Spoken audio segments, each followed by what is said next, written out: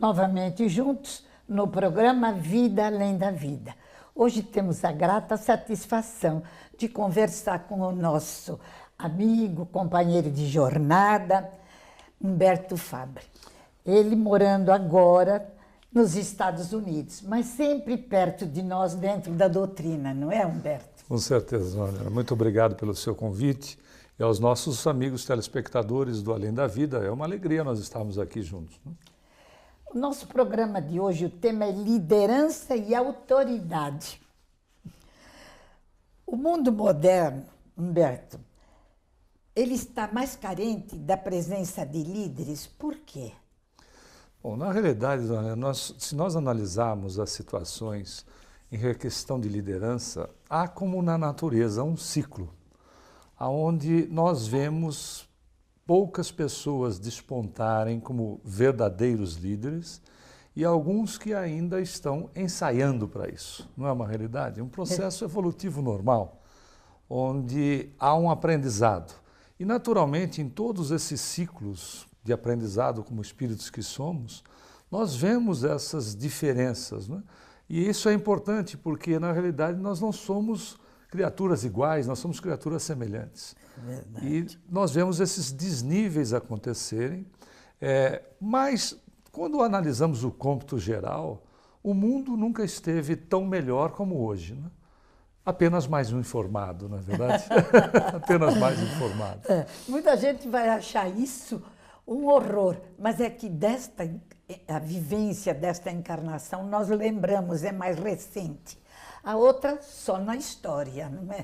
Você tem razão. A senhora tocou num ponto muito bom, porque nós tivemos, num período da história, apesar de termos ainda resquícios, nós só tínhamos tiranos e muito poucos líderes. Hoje nós temos, claro, muitos líderes imperfeitos, evidentemente, como nós somos, mas menos tiranos. Então, é sempre olhar o copo com água, pode estar metade, né? Está meio vazio ou está pela metade, depende de como nós olhamos. Tem razão.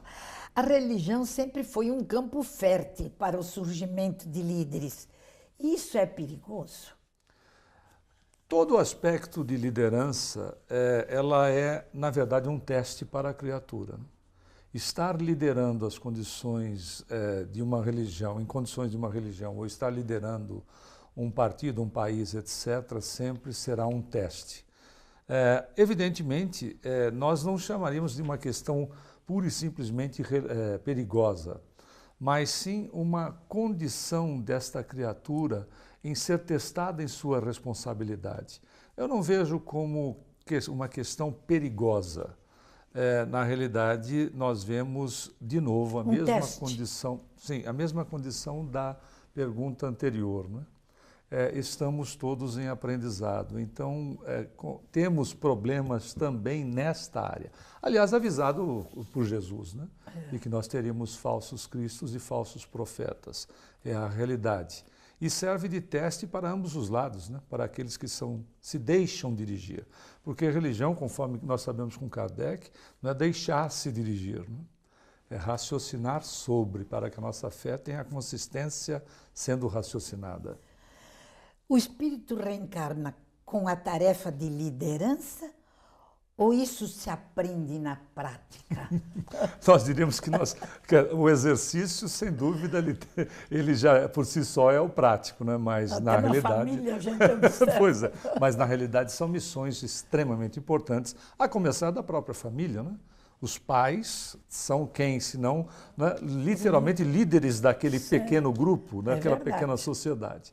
Estendendo para a questão desses líderes que vão cuidar de um número muito maior de criaturas, né, de uma nação toda, por exemplo, é uma missão, sim. Isso não significa que, como missionário, porque às vezes, dona Ana, nós temos a tendência a confundir, achar que missionário é um indivíduo completo e que vá fazer corretamente, fazendo uma igualdade como um Jesus, por exemplo. E fazendo aquilo que deveria competir, às vezes, até a nós próprios. Mas é uma criatura tão falível quanto nós, e que pode ou não, como líder, ser bem-sucedido. Alguns casos são, outros nem tanto. É verdade. E como deve ser exercida a liderança dentro de uma casa espírita? Nós falamos, por exemplo, em religião. Então, dentro da casa espírita, esta liderança existe? E se existe, como deve ser exercida? Bom, primeiro que uma casa espírita, nós sempre tocamos nesse ponto. Nós já trabalhamos durante muito tempo com cursos para técnicas de comunicação. E, na realidade, nós verificamos que, apesar do talento da criatura, há necessidade de se preparar a pessoa. Nós vemos o líder da casa espírita precisa ser uma criatura interessada em aprender e praticar a questão de gerenciamento de pessoas, porque ele lida com um número infinito de espíritos ali que são, por si só, não é, completamente diferentes uns dos outros. E com uma postura ensinada por Jesus, quando ele vai lavar os pés de Pedro.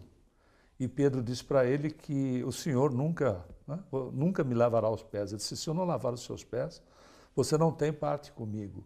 Ou seja, uma demonstração pura de humildade, não é? Simplicidade e, acima de tudo, respeito pelo semelhante. Jesus nos mostra não só a questão de colocar o amor como um todo, mas em todas as etapas ele vai nos mostrando esse amor sendo classificado por aspectos muito interessantes, como o respeito, a humildade, ou seja, aquele reis e rainhas sempre e líderes com distorção da visão de liderança sempre quiseram ser servidos, né? O Senhor do mundo veio para servir. Mas, Humberto, agora eu vou fazer de advogada do diabo. Na casa espírita, normalmente, quem parece ser quem lidera é o médium, aquele que recebe o mentor. Então, a frequência, ela naturalmente, ela envolve este médium como fazendo dele o seu líder da casa. Isso é perigoso, não é? É perigoso para ele, né? Para ele. Para ele, porque qual é o grande risco? O indivíduo se começar a gostar do incensamento, se essa palavra existe, ou seja, gostar desse processo que se vai se tornando numa questão sectária, ou seja, o indivíduo gostar de secto.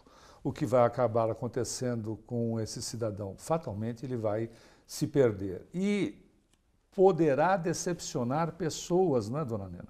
Porque, na verdade, ele é um ser humano como qualquer outro. Aqueles que fazem parte desse secto, uma hora vão verificar que essa criatura é uma criatura tão humana como qualquer outra. E aí está a necessidade deste médium ter humildade suficiente para que ele não se posicione desta maneira. Uma coisa é nós nos relacionarmos com as criaturas.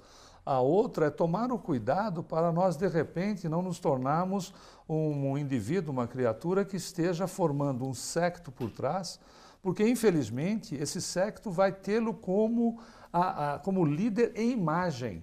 E é o momento que ele apresentar a condição humana que ele tem, poderá ser uma decepção para todos. Não é verdade? É um perigo, né? Com certeza. E o papel da família no aprendizado de liderança? Porque você falou no início, para a família, a liderança é o pai e a mãe. E aí, falhos como você acabou de falar, o pai e a mãe é um ídolo, enquanto a criança é pequena, mas a criança cresce. Mas concordo com a senhora. Porém, nós vemos o seguinte aspecto, sempre pelo lado positivo da relação, porque a família é uma bênção e uma conquista da humanidade, e é uma colocação do próprio Kardec, e dos espíritos para Kardec no Livro dos Espíritos, não é verdade? Mas o fato é, o pacote educacional, vamos colocar dessa maneira, ou a metodologia educacional que nós recebemos dos nossos pais, com certeza foi o melhor que eles poderiam nos dar, não foi o mais completo, porque espíritos em progresso, nós sempre vamos exigir mais, como os nossos filhos exigem mais de nós. Mas eles fizeram o melhor que eles podiam, não é verdade? e deixaram para nós aspectos positivos para que nós saiamos de dentro do lar exatamente com um conceito de liderança respeitosa. E é esse o ponto, porque os pais que tomam esse cuidado no processo educacional em colocar respeito e não temor, não é porque muitas gerações temiam os pais, não os respeitavam. Quando nós colocamos no sentido de sermos respeitados ou respeitarmos aquele que nos educa, evidentemente estarão criando e saindo de dentro do lar líderes, claro, não perfeitos, evidentemente, porque o espírito está em evolução. Mas esse é o grande problema, né? Porque quem sai do lar? O guerrilheiro sai do lar e o pacificador também. Também. Tudo vai depender de quem está, não é? Sem orientando dúvida. essa criatura, não é verdade? Jesus foi um exemplo de liderança. Então, como analisá-lo como líder? Porque ele não se impôs, mas é um líder. Com certeza, até porque aceitou a denominação de mestre, né? Mestre. A classificação de mestre. Jesus é modelo por excelência e é um modelo que nós vamos trabalhar muito ainda para alcançar um resultado semelhante, só Deus sabe quanto tempo, de sermos líderes pelo amor. Mas é interessante notar que Jesus, ele era uma criatura firme e nos ensinou que o sim deveria sim ser sim e o não que deveria ser não. Ele era uma criatura firme. Jamais posso aceitar pelas traduções de que Jesus fosse uma criatura que usasse em qualquer momento, seja de violência verbal ou de natureza física. Isso é incompatível com o amor. Às vezes a imagem foi deturpada pelo escritor, e isso é muito comum, né? Com certeza. Jamais, é impossível, né? Jamais entender um espírito crístico ser agressivo verbalmente, usar de agressividade verbal ou de agressividade física. Na realidade, eles mostravam uma postura muito firme. Nisso eu me lembro em alguns episódios com o próprio Chico, que as pessoas às vezes tomam como uma criatura cordata e que nunca o foi. Né? Era uma criatura que tinha parâmetros, era uma criatura firme, com objetivos e com responsabilidade. Sem dúvida. Verdadeiramente líder, com uma amorosidade onde, se fosse necessário educar com firmeza, ele o fazia. Ponto. Esse é um bom modelo, né? Porque Jesus é um modelo supra-sumo, né? Difícil de ser alcançado. Mas às vezes a gente olha um Chico, porque não podemos ainda chegar ao limite de compararmos a Jesus. Então vamos usar um líder bem mais abaixo. Próximo de nós. Próximo a nós. Próximo de nós. Então, você disse bem. O Chico, o pessoal imagina aquela mansidão, às vezes perguntam assim, mas o Chico era sempre assim, manso? Não, eu vi o Chico bravo, sim. Quando se necessitava de uma voz mais forte, mais ativa, ele fazia valer. Como sim, não? Eu tive a oportunidade de presenciar com muita educação, com muita polidez, com muito tato, mas colocando, como nós dizemos vulgarmente, o pingo nos is. Deixando claro essa situação. Sem dúvida. Qual é o limite entre liderança e humildade? Exatamente. Aquela que tudo diz amém, sim, sim. Esse não é o líder. Né? Não é o líder, né? O líder, em nossa modesta opinião, o líder, ele é o indivíduo que faz uma administração participativa, porém, se necessário for, não havendo consenso, ele efetivamente tem que ter um posicionamento para dar direcionamento no grupo. Então eu vejo o líder, sim, a humildade é uma coisa, não é? E a situação de ser cordato é outro, ou cordata, né? Se for a líder feminina. O ponto todo por vezes, nós encontramos dentro do grupo, quando lideramos, não chefiamos, né? Porque chefiar é outra coisa. Quando lideramos, nós não encontramos uma coesão dentro desse grupo, não há coesão. Então, há que se ter o equilíbrio de se tomar a decisão, até porque se é líder. É, exatamente, você falou uma coisa que o pessoal não entende muito bem. O chefe tem suas normas para chefiar. O líder, muitas vezes, tem que tomar uma posição que não parece as normas naturais. É além daqueles a quem ele lidera. Sim, é por isso que o decisor. ele é líder. Ele tem que ter a clareza para decidir. Até nisso, se nós olharmos a vida de Jesus, é interessante, não é? Porque, infelizmente, muitos de nós ainda tomamos Jesus como uma figura religiosa. Mas Jesus, os ensinamentos do Cristo e sua postura, suas atitudes se encaixam em qualquer campo da vida. Até na política, pois no momento evangelho dele, ele falou, dai a César o que é de César, pague os impostos. Sim. Ele mostrava uma autoridade também nos deveres do ser humano, né? Perfeitamente, concordo com a senhora. Mas o evangelho é interessante porque ele se encaixa em qualquer tipo de atividade que a criatura queira. Então, nós verificamos um Cristo que a senhora falou em relação à questão do imposto, mas sobre qualquer aspecto o Evangelho se encaixa, dando-nos direcionamento de uma maneira muito simples. Cristo era objetivo, né, dona? Claro. Ele era do objetivo. Então, essa autoridade, quando tem que tomar uma posição, como em várias vezes Jesus tomou, é de um bom líder, quando você não se omite. Exatamente, porque na realidade o líder, se há um equívoco, nós nos equivocamos. O chefe, quando há um equívoco, a culpa foi do subordinado. Na verdade, uma coisa é o líder, outra coisa é o chefe. É verdade. Essa é a diferença. Então, essa é a responsabilidade de um líder perante os liderados. Quando ele se omite, é responsabilidade dele. Quando ele erra, também é dele. E quando acerta, é dele também. Eu vejo o líder partilhando sucessos e insucessos. Esse é o líder. Sucessos e insucessos. Aquele que se omite não pode ser líder. Aquele que faz pela metade não pode ser líder. Não existe, como nós sabemos, em qualquer lugar do mundo, não existe coluna do meio. Né?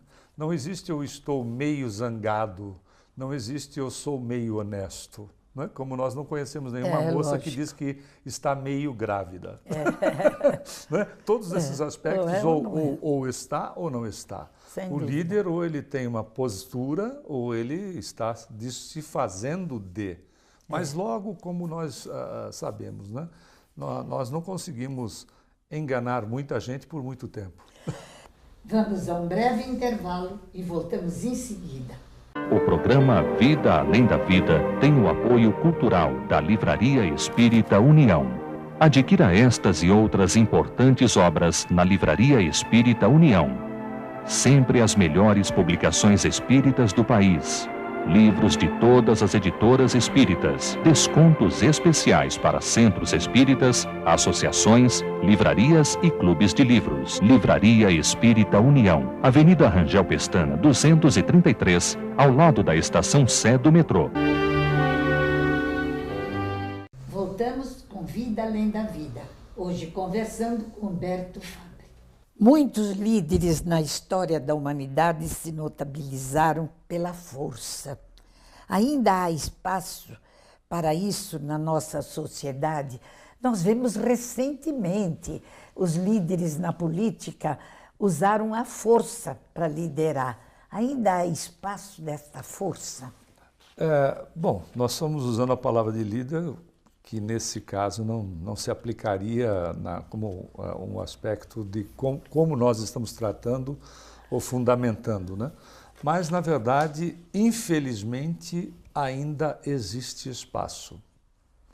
Existe espaço para grupos que não são disciplinados. Isso não está se dizendo que isso está correto. A senhora só perguntou se há espaço. Se há.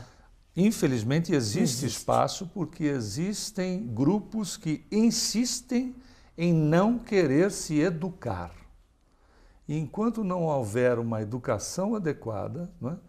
Nós mesmos, como coletividade, damos espaço para que essas criaturas, esses elementos ditatoriais, acabem assumindo determinada posição. Veja que não é um problema, porque por que esse indivíduo existe? Porque parte da coletividade acaba assimilando por uma razão ou por outra. Por isso o investimento na educação ser tão importante. Não somente a educação que intelectualiza a criatura, mas a educação lastreada no Evangelho do Cristo. Não é? Fazer ao outro aquilo que eu gostaria que o outro, né, me fizesse. Eu sempre vejo, como a nossa conversa, eu sempre vejo pelos aspectos positivos do ser. As pessoas dizem 2000 anos de Evangelho. É pouquíssimo. É muito pouco. Se levarmos em consideração da vida só no planeta, nós temos exatamente quantas reencarnações? Pouquíssimas. E outra coisa, né, quando se fala em muito tempo, 2000 anos, não é, dona Nena? É porque nós vivemos pouco. Se a nossa geração vivesse 500 anos, seriam 4 gerações. Só 4. Mas como nós vivemos muito pouco, 2000 anos é um tempo absurdo. Mas há 2000 anos atrás, apenas, como a senhora mesmo disse, Jesus estava semeando o Evangelho. Hoje, nas redes sociais, exerce-se a liderança de uma maneira saudável sobre os jovens, principalmente. Por exemplo, observamos hoje a internet. E elas exercem uma influência de liderança. É saudável isso? Tudo é saudável desde que eu use o bom senso. E o bom senso está lastreado na educação que deverá ser dada para que o jovem não se permita corromper. A internet é uma ferramenta neutra, como se fosse o dinheiro. Ele não é bom nem mal. Ele é o resultado daquilo que eu faço dele. A internet também nos oferece aspectos positivos e negativos. A escolha estará lastreada na condição desse espírito que esteja chegando agora ou esteja dentro do contexto, ele tenha bases sólidas de uma educação dentro do lar para ele pelo menos ter aspectos de escolha mais adequados. Ele poderá escolher outras condições negativas, etc., mas a base foi dada. Quando Jesus nos afirmou, seja o seu falar sim, sim, não, não, como podemos analisar isso em relação às lideranças? Posicionamento. Posicionamento. Um indivíduo que sabe, de fato, ou pelo menos procura saber e fazer o melhor ao seu alcance. Não ficando ao sabor das ondas ou das emoções, não ficando, no português comum, como nós dizemos, em cima do muro. E os líderes que, por vaidade do seu poder, como responderão por seus atos, por exemplo?